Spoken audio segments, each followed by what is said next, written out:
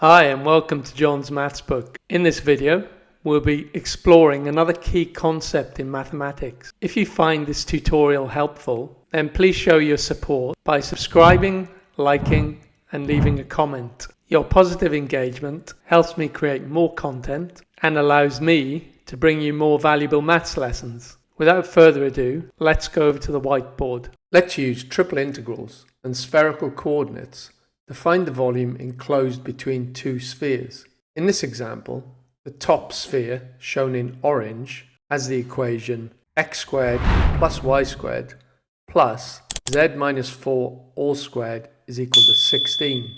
And the bottom sphere, shown in red, has the equation z squared plus x squared plus y squared is equal to 4. Let's now take a look at this structure in 3D form using a graphing tool. So this is the top sphere shown in orange, which sits above the xy plane. And this is the bottom sphere shown in red, which is centered at the origin. And when we put them together, they form this structure. And if we strip away the structure and just show the enclosed section, we get this, which looks like two caps joined together, or a spaceship if you're into sci-fi.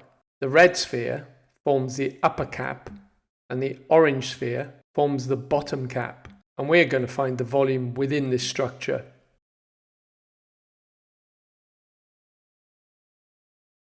Our first step in the process of finding the volume is to convert the Cartesian equations of the spheres into spherical coordinates.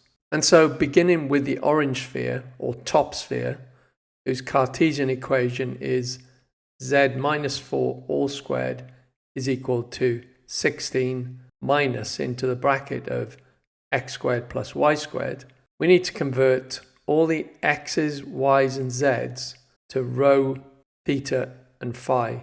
And we do this by making the substitution for z is equal to rho cos phi, x is equal to rho sin phi cos theta, and y is equal to rho sin phi sin theta. And after making this substitution, we have rho cos phi minus 4 all squared is equal to 16 minus rho squared sin squared phi into the bracket of cos squared theta plus sin squared theta. And now expanding the bracket on the left hand side of the equation and using the trig identity where cos squared theta plus sin squared theta is equal to 1, we get rho squared cos squared phi minus 8 rho cos phi plus 16 is equal to 16 minus rho squared sin squared phi. And simplifying this further gives rho squared into the bracket of cos squared phi plus sin squared phi is equal to 8 rho cos phi. And using the trig identity where cos squared phi plus sin squared phi is equal to 1 gives us rho squared is equal to 8 rho cos phi. And dividing both sides of the equation by rho gives rho equals 8 cos phi. And now we need to repeat this process for the red sphere, whose Cartesian equation is x squared plus y squared plus z squared is equal to 4.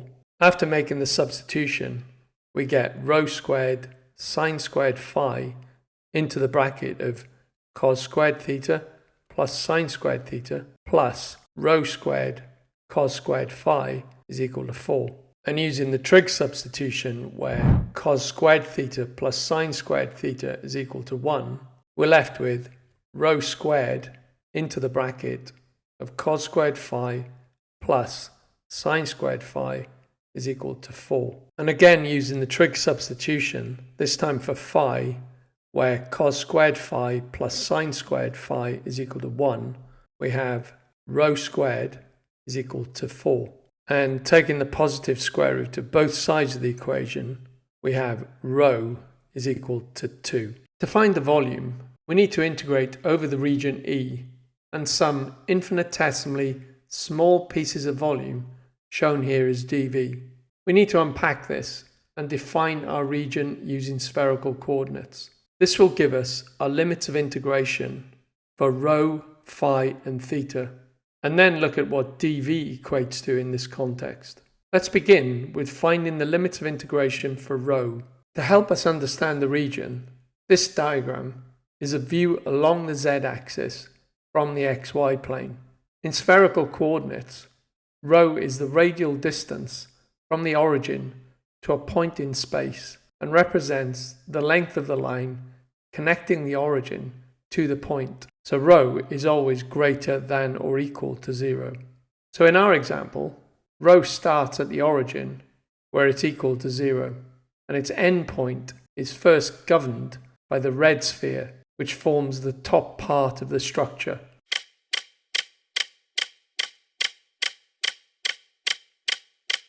And then, at some angle of phi, its endpoint is governed by the orange sphere, which forms the bottom part of the structure.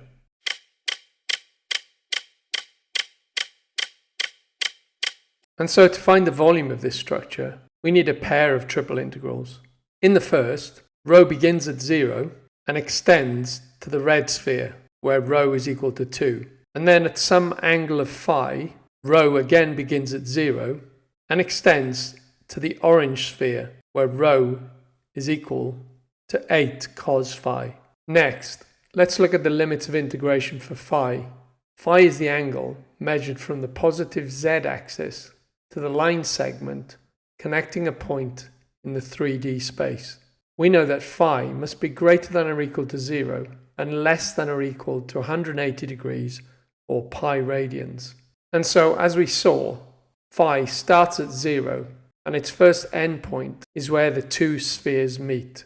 To determine the angle of phi where this occurs, we can equate the two equations. And so the two equations in spherical coordinates are rho equals 2 for the red sphere and rho equals 8 cosϕ for the orange sphere. And so 8 cosϕ is equal to 2, and therefore phi is equal to cos the minus 1 of 1/4. And so the lower limit of integration for the first triple integral is where phi equals 0, and the upper limit of integration is where phi equals cos the minus 1 of 1/4. And for the second triple integral, phi begins at cos the minus 1 of 1/4, and as we saw, it continues to the xy plane, where phi is equal to pi by 2, and these form the upper and lower limits of integration for the second triple integral. And for theta, let's use this diagram to look down the z-axis onto the xy plane. In spherical coordinates, theta represents the angle of rotation in the xy plane around this circular shape formed by the intersection of two spheres, and is measured from the positive x-axis in a counterclockwise direction.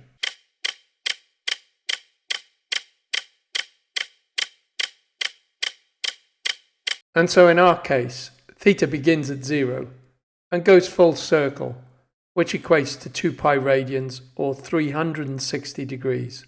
And so in each of the triple integrals, the lower limit of integration for theta is 0 and the upper limit is 2 pi radians.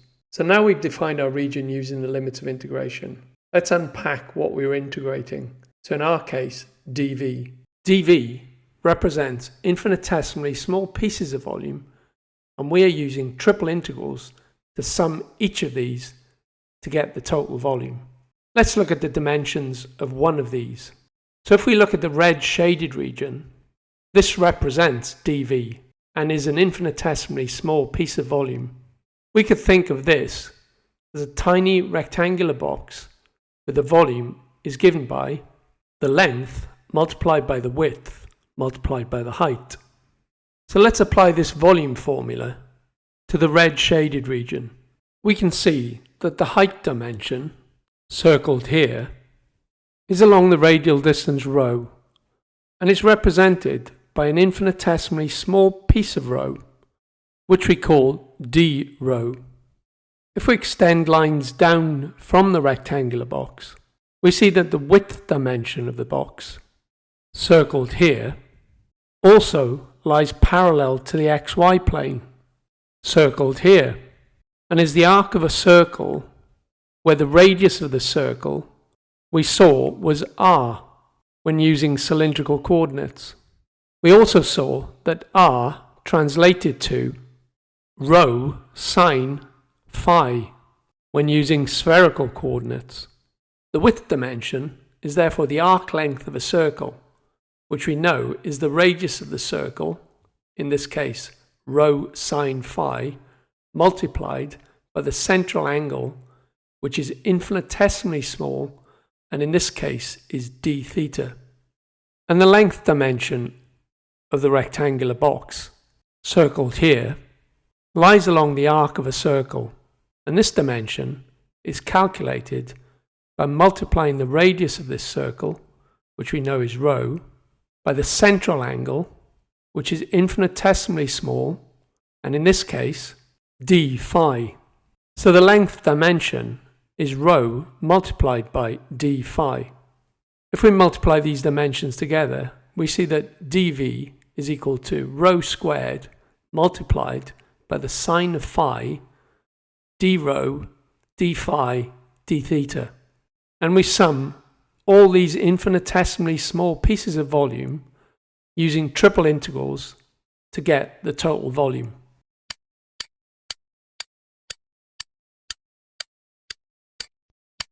So we now have our triple integrals where we're integrating rho squared sine phi d rho d phi d theta.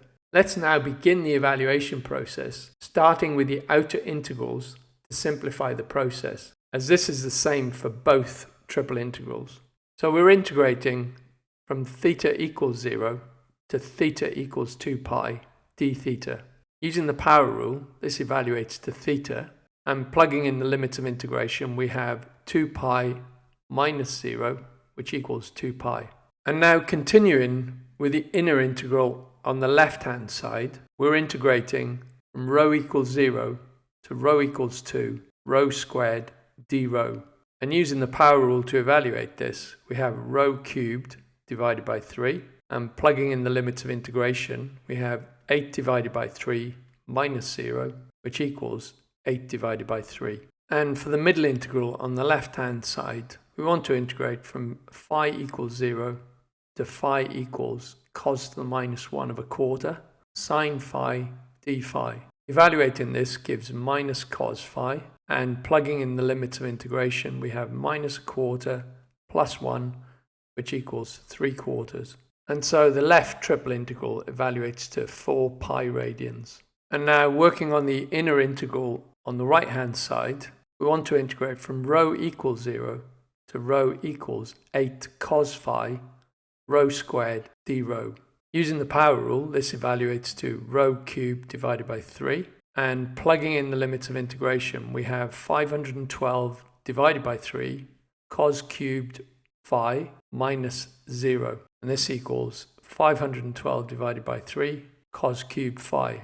And for the middle integral on the right hand side, we want to integrate from phi equals cos to the minus 1 of a quarter to phi equals pi by 2 of 512 divided by 3 cos cubed phi sine phi d phi. And to evaluate this, we're going to make a substitution. So we're going to let u equal cos phi. So du by d phi is equal to minus sine phi, and therefore minus du is equal to sine phi d phi. So now, if we make the substitution and change the limits of integration to reflect this, we have the integral from u equals a quarter to u equals 0 of minus 512 divided by 3 u cubed du. And using the power rule to evaluate this, we get minus 512 divided by 3 multiplied by u to the power of 4 divided by 4.